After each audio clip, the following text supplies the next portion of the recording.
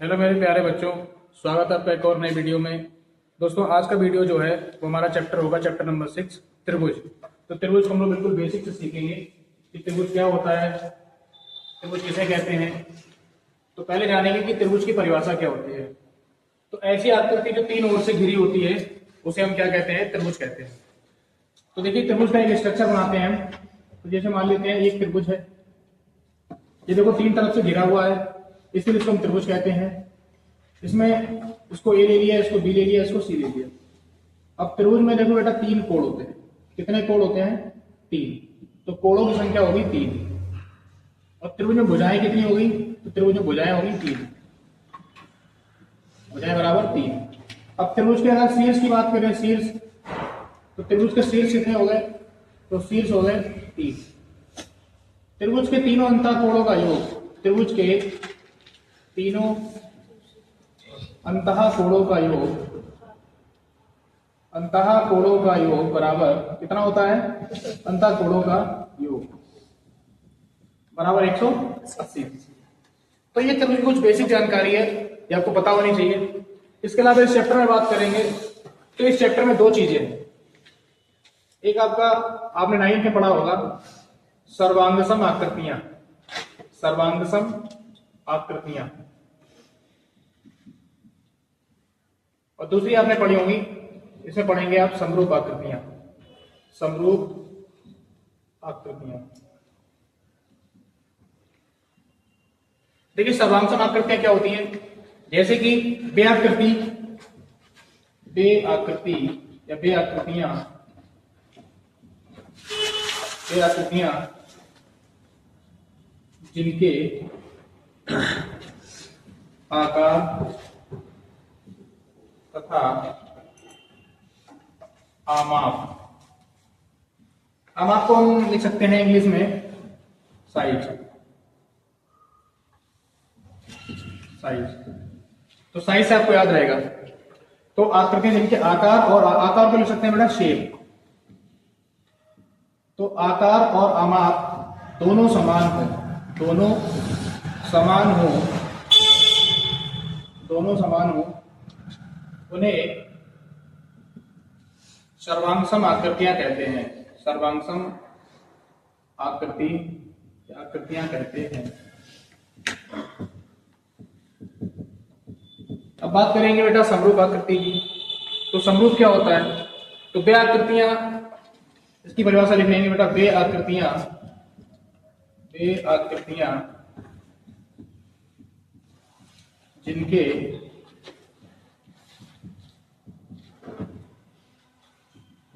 आकार समान हो परंतु आमाप समान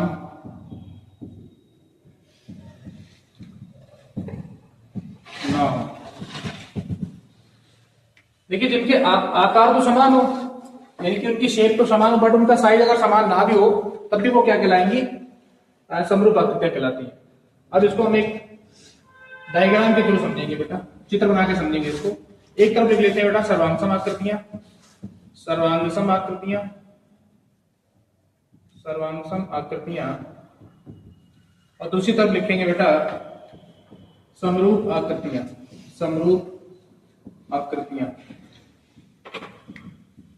चलिए, देखिए सर्वांगसम आकृतियां जैसे कि हमने बताया, क्या करते हैं जिनके आकार, जैसे कि हमने एक त्रिभुज ले लिया बेटा, ठीक, और आमाप दोनों समान हो। एक दूसरा त्रिभुज ले लिया, जैसे इसकी भुजा ये 2 सेंटीमीटर है, ये 3 सेंटीमीटर है, ये 4 सेंटीमीटर है, इसकी भी ये 2, 3, ये 4, ए बी सी, इसको ले लेंगे पी क्यू आर। तो यहां पे देखिए गौर से, जो ए बी बेटा भुजा है वो किसके बराबर है? पी क्यू के बराबर है। और जो बी सी भुजा है वो आपकी क्यू आर के बराबर है। और जो आपकी बेटा ए सी भुजा है वो आपकी पी आर के बराबर है। अतः त्रिभुज ए बी सी सर्वांगसम हो जाएगा किसके? त्रिभुज पी क्यू आर के। तो ये सर्वांगसम की कंडीशन होती है। दूसरी एक चीज और समझ लीजिए, जैसे कि एक सर्किल है जिसकी त्रिज्या आपको बेटा दे रखी है 2 सेंटीमीटर, एक सर्किल दूसरा है उसकी भी त्रिज्या कितनी दे रखी है? 2 सेंटीमीटर। तो ये दोनों आपके जो सर्किल हैं यानी कि वृत्त हैं, ये भी क्या कहलाएंगे? सर्वांग सम हो जाएंगे। इसके अलावा अगर हम बात करें जैसे कि एक त्रिभुज है, एक हमने सर्कल ले लिया, तो ये दोनों क्या होंगे, सर्वांग सम नहीं होंगे। हमने ले लिया बेटा एक चतुर्भुज ले लिया, एक हमने सर्कल ले लिया, तो ये भी कैसे सर्वांग सम नहीं होंगे। सर्वांग सम वही होंगी जिनके आकार समान हो। जैसे अगर आप यहाँ पे चतुर्भुज ले रहे हैं तो इधर भी आप चतुर्भुज ही लीजिए और इनकी भुजाएं सारी बराबर होनी चाहिए, तभी वो क्या होंगे, सर्वांग सम होंगे, अदरवाइज नहीं होंगे। आई होप आपके समझ में आ गया होगा। अब चलते हैं समरूप आकृतियों पे। तो समरूप क्या होती है, वे आकृति जिनके आकार समान हो। जैसे कि मान लीजिए अगर हमने इधर ट्रायंगल लिया है, इधर हमने एक ट्रायंगल ले लिया, उधर भी एक ट्रायंगल ले लो, थोड़ा सा बड़ा और ले लेते हैं जैसे कि आपका कंफ्यूजन पूरा दूर हो जाए। ठीक, अब देखिए साइड में देखो कितना बड़ा है ना, लेकिन इसके जो आकार है, ये भी त्रिभुज है, ये भी त्रिभुज है, वो समान है, बट साइज अलग अलग। जैसे मान लीजिए ये 2 सेंटीमीटर है, ये 3 सेंटीमीटर, ये 4 सेंटीमीटर है। इसको मान लिया हमने ये 6 सेंटीमीटर है, या आपकी 8 सेंटीमीटर है, या आपकी ये मान लो 6 सेंटीमीटर है, या इसको आप 9 सेंटीमीटर मान सकते हैं। तो देखिए साइज अलग अलग है इनका, तो कोई दिक्कत नहीं। यहाँ पे देखिए साइज इनका क्या है, अलग अलग है। यहाँ पे 2 है, यहाँ पे 6 है, यहाँ पे 4 है, यहाँ पे 8 है, यहाँ पे 3 है, यहाँ पे 9 है, लेकिन फिर भी क्या है, ये समरूप आकृति है। इसको ए ले लेंगे, इसको बी, इसको सी, इसको पी, इसको क्यू, इसको आर। यहाँ पे लिख देंगे त्रिभुज ए बी सी समरूप त्रिभुज पी क्यू आर। एक और ले लेते हैं, जैसे कि एक हमने एक वृत्त ले लिया, इसकी त्रिज्या है बेटा 5 सेंटीमीटर। एक वृत्त और दूसरा ले लिया, इसकी त्रिज्या मान लो 8 सेंटीमीटर। तो ये दोनों त्रिभुज कैसे होंगे बेटा, समरूप होंगे, क्योंकि इसमें यही होता है कि साइज पे डिपेंड नहीं करता, साइज कैसा भी हो, उनकी आमाप कैसी भी हो, अगर लेकिन जो है उनके आकार समान होने चाहिए। जैसे अगर आपने एक त्रिभुज ले लिया, इधर आपने एक वृत्त ले लिया, तो ये आपके सर्वांग सम समरूप नहीं होंगे। क्यों? क्योंकि इसमें क्या है, इसमें आपका आकार ही समान नहीं है। देखो ये त्रिभुज है और ये आपका वृत्त है, तो ये कैसे होंगे, ये आपके समरूप नहीं होंगे। तो आई होप आपके दोनों चीजें क्लियर हो गई होंगी, सर्वांग सम आकृतियां और समरूप आकृतियां। अब चलते हैं इसके आगे, एक्सरसाइज 6.1 पे। एक चीज और जान लेते हैं कि त्रिभुज समरूप होंगे कब होंगे। नंबर 1, जब उनके संगत कोण बराबर हो, और दूसरी चीज उनकी संगत भुजाएं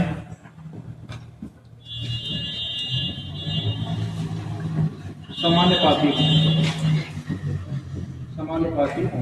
कैसे सर, देखिए जैसे ट्रायंगल ए ले लिया हमने, एक त्रिभुज हमने ये ले लिया बेटा, इसका नाम है ए, इसका नाम है बी और इसका नाम है सी, इसका नाम है पी, इसका नाम है क्यू, इसका नाम है आर। ये आपको एंगल दिया है बेटा 50 डिग्री, ये आपको एंगल दिया है 50 डिग्री, ये वाला दे दिया बेटा मान लो 60 डिग्री, और ये आपको दे दिया मान लो 70 डिग्री। इधर दिया वाला आपको दे दिया बेटा 60 डिग्री और ये आपको दे दिया 70 डिग्री। इसकी ये भुजा बेटा 5 है, इसको मान लेते हैं 10 है, ये मान लो 4 है, ये वाली बेटा 8 है, ये वाली भुजा आपकी बेटा 3 है, ये वाली आपकी 6 है। तो देखिए यहाँ पे क्या होगा, आप देख सकते हैं जो एंगल ए है वो एंगल पी के बराबर है, और एंगल जो बी है बेटा वो एंगल क्यू के बराबर है, और एंगल सी है वो आपका एंगल आर के बराबर है। ठीक, तीनों कोण बराबर है। इसके अलावा देखिए जो ए बी भुजा है, तो अगर आप इधर से ए बी ले रहे हैं तो इधर क्या लेंगे हम, पी क्यू लेंगे बराबर। अगर आप इधर बी सी ले रहे हो तो इधर आप क्या लेंगे, क्यू आर लेंगे बराबर। इधर आप ए सी ले रहे हो तो इधर से हम क्या ले लेंगे, पी आर ले लेंगे। तो ए बी का मान बेटा कितना है 5, और पी क्यू का मान कितना है 10। बीसी का मान बेटा आपका 3 है, और क्यू आर का मान आपका 6 है बराबर। एसी का मान है 4 और इसका मान है 8। अब देखिए इसको काटेंगे, 5 एकम 5, 5 दूनी 10, 3 एकम 3, 3 दूनी 6, 4 एकम 4, 4 दूनी 8। तो इसका देखिए अनुपात देखिए सबका बराबर है, तो ऐसे भी ये दोनों त्रिभुज क्या होंगे, समरूप होंगे। आई होप आपको सब कुछ क्लियर हो गया होगा। अब चलते हैं एक्सरसाइज 6.1 पे। अब अपनी बुक में निकाल दीजिए, एनसीईआरटी बुक है मेरे पास। इसमें पहला क्वेश्चन है, खाली जगह भरना है। सभी वृत्त, खाली जगह, ऑप्शन 2 दिए गए हैं। सभी वृत्त सर्वांशम दिया गया है और यहाँ पे समरूप दिया है, 2 चीजें दी गई हैं। तो इस खाली जगह में क्या भरा जाएगा, सर्वांशम भरा जाएगा या समरूप भरा जाएगा? तो देखिए ध्यान से, सभी वृत्त, जैसे एक सर्किल ये बना दिया, एक सर्किल ये बना दिया, एक सर्किल ये बना दिया, एक सर्किल ये बना दिया, ये बड़ा बना दिया, हमने और बड़ा बना दिया। तो देखिए यहाँ पे साइज क्या है, मान लो 2 सेंटीमीटर, यहाँ हमने 3 ले लिया, यहाँ हमने 1 ले लिया, यहाँ हमने 5 ले लिया, यहाँ हमने 6 ले लिया।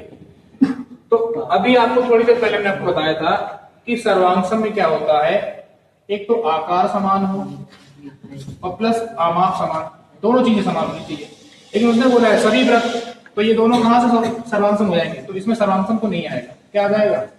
समरूप आ जाएगा, क्योंकि समरूप में क्या, आकार समान होनी चाहिए बट इनकी आमाप समान ना हो तब भी चलेगा। ठीक है, तो पहला क्या हो जाएगा, समरूप। दूसरा क्वेश्चन दिया है कि सभी वर्ग, अब स्क्वायर क्या होता है, जिसकी 4 भुजाएं बराबर होती हैं, तो सभी वर्ग क्या हो जाएंगे, सेम हो जाएगा। इसमें भी क्या आ जाएगा, इसमें भी समरूप आ जाएगा। अगला दिया है सभी त्रिभुज समरूप होते हैं, समद्विबाहु या समरूप त्रिभुज या समबाहु त्रिभुज। एक होता है समद्विबाहु, समद्विबाहु जिसकी 2 भुजाएं बराबर हो, और एक होता है समबाहु। समबाहु में क्या होता है, इसकी 3 भुजाएं बराबर। तो साफ साफ ऑप्शन कौन सा हो जाएगा इसमें, समबाहु त्रिभुज।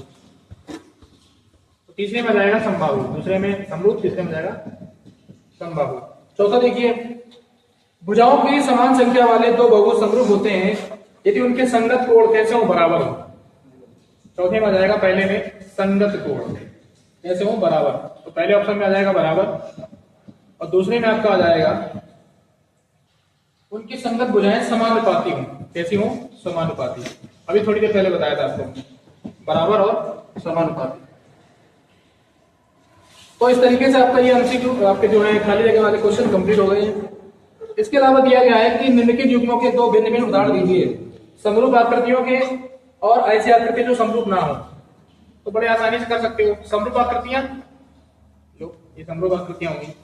समरूप आकृतियां ना हो तो आप एक त्रिभुज बना दीजिए और एक चतुर्भुज बना दीजिए, लो ये समरूप नहीं हो गए। इसके अलावा इसमें दिया गया है कि बताइए कि क्वेश्चन नंबर 3 है, क्वेश्चन नंबर 3 यहां पे कर लेते हैं। बताइए कि निम्नलिखित चतुर्भुज समरूप है या नहीं है। तो देखिए चतुर्भुज आपको इस तरीके से दे रखा है और एक चतुर्भुज आपको इस तरीके से दे रखा है। इसका नाम है PQRS, PQRS, और इसका नाम है ABCD। ये भुजा है 3 3 3, ये 3 है, ये 3 है, ये 3 है और ये भी 3 है। और ये आपको दे रखी है 1.5, और ये आपको दे रखी है 1.5, और ये आपको दे रखी है 1.5, और ये आपको दे रखी है 1.5। तो चलिए चेक कर लेते हैं। आपको दिया गया है कि दोनों चतुर्भुज समरूप हैं या नहीं। तो देखिए यहाँ पे भुजाओं का अनुपात दे देते हैं। तो पहले हम ले लेते हैं PQ, तो इधर से ले लेंगे बेटा AB बराबर, और यहाँ पे ये और से दिया गया है आपको इस तरीके से बराबर। इधर हमने PQ ले लिया, अब ले लेंगे बेटा QR, इधर से ले लेंगे बेटा BC, इधर से ले लेंगे बेटा RS, इधर से ले लेंगे हम CD बराबर, इधर से ले लेंगे PS और इधर से ले लेंगे AD। सबके मान रख देते हैं। PQ का मान है बेटा 1.5 और ये है 3, ये है 1.5, ये है 3, ये है 1.5, ये है 3, ये है 1.5, ये है, तो देखो 1.5 दूनी 1.5 दूनी 1.5 दूनी और 1.5 दूनी। तो यहाँ पे 1 बटा 2, यहाँ पे 1 बटा 2, यहाँ पे 1 बटा 2, यहाँ पे 1 बटा 2। तो भुजाएं तो समानुपात में है, एक ही अनुपात में है, लेकिन इसके कोण देखिए, ये कोण, अब यहाँ पे कोई एंगल दिए नहीं है, ये समकोण दिया है आपको, ये भी आपको समकोण, ये भी समकोण, तो ये वाला एंगल इसके बराबर है ही नहीं। तो जब एंगल बराबर नहीं तो ये दोनों जो चतुर्भुज है वो कैसे हो जाएंगे, सर्वांशम होंगे ही नहीं, समरूप। तो लिख देंगे अतः चतुर्भुज समरूप, हाँ चतुर्भुज समरूप नहीं है, समरूप नहीं है। क्यों नहीं? क्योंकि यहाँ पे लिख दो आप angle is not equal to angle E. आई बात समझ में? तो इस तरीके से आपकी एक्सरसाइज 6.1 कंप्लीट हो गई है। अब हम लोग पढ़ेंगे बेटा थेल्स प्रमेय।